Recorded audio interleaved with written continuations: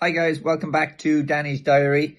We are at the midway point of the Christmas festival racing.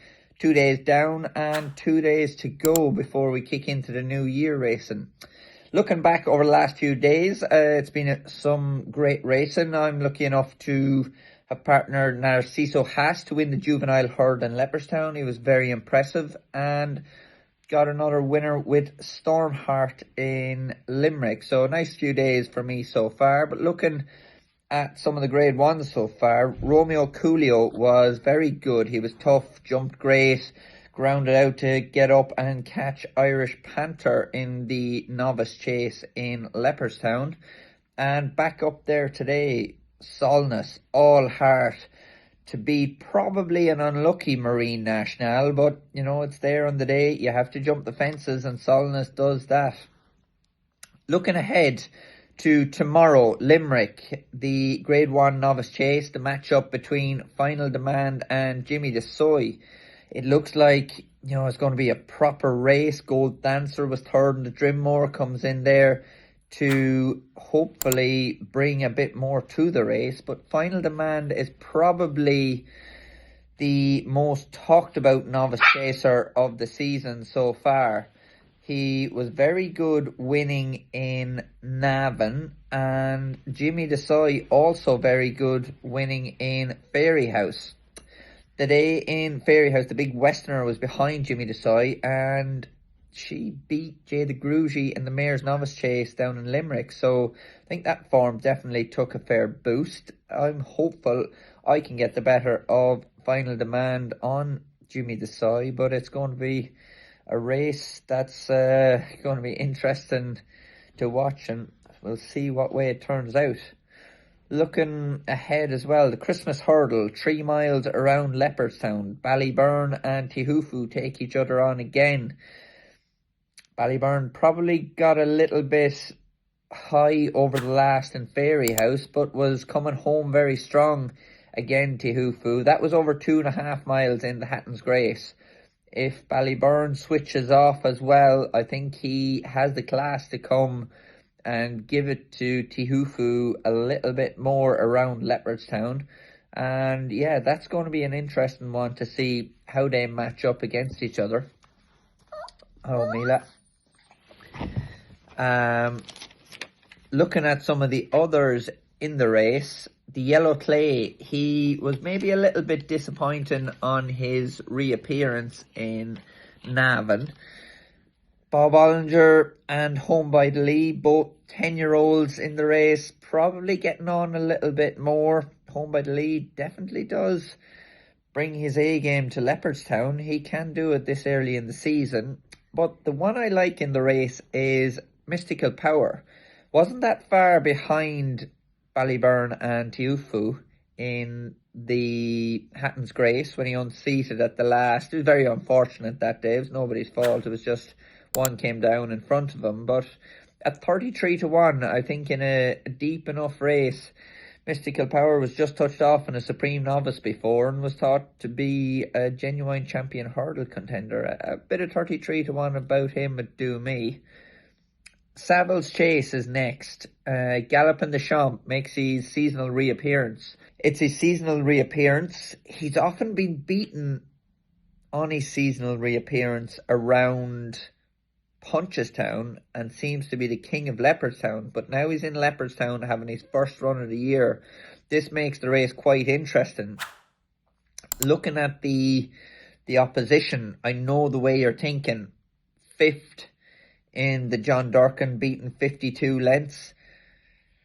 Needs to improve from that. Faster Slow, 3rd in John Durkin, beating 29 lengths.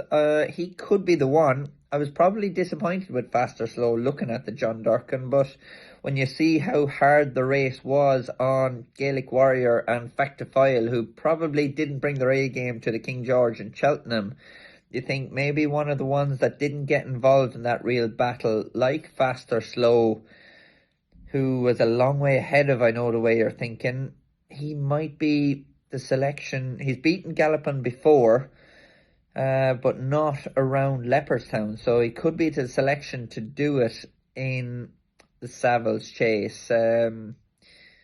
yeah, another great race.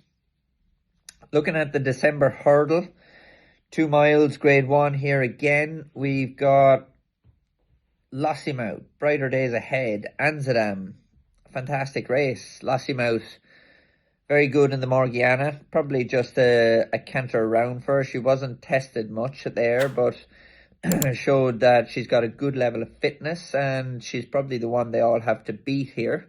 Brighter Days Ahead was talked about going chasing, and they've cancelled that after she missed a reappearance in Navan from a small little hiccup. So Gordon Elliott and his team, Gigginstown, have rerouted and gone back hurdling for the season. She hasn't ran for 240 days, didn't turn up in Cheltenham or Punchestown after being very impressive in Leopardstown when beating Stateman last year. But I wonder, did that race take an awful lot out of her? The other one in here is Amsterdam, second in Newcastle in the fighting fifth. You would have liked to think that the race fell apart for him to come and pick up the pieces, but after being smuggled into the race by Paul Townend, I think he was just a bit disappointing for me. But it was probably his first real test at true speed, and I think he can definitely learn from that. Looking ahead to my rides over the next couple of days, we've got Spindleberry in Doncaster in the Mayor's Chase. She's making her seasonal reappearance. She was very good when winning a grade 1 in Fairy House at Easter last year, I think it was. But this is, this is a decent race.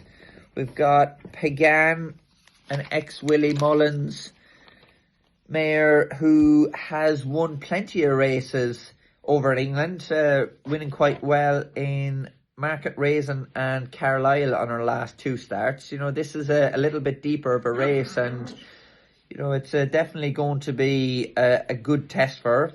Fun also runs in the race for Willie Mullins, had a reappearance over hurdle, so fitness is definitely going to be on her side and will definitely give a good run of it. She won her last run of the year, I think it was Perth last year, and before, coming back this year. So a good mare, fun.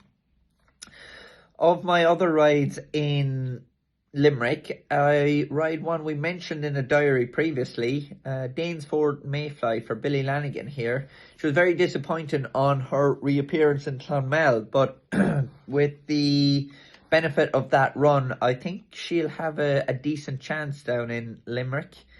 She runs in a 2 mile 5 handicap hurdle, off a similar mark to what she won in Tramore last year, and at a big each way price. I think she'll give this race a fair run of it and hopefully give them plenty to think about.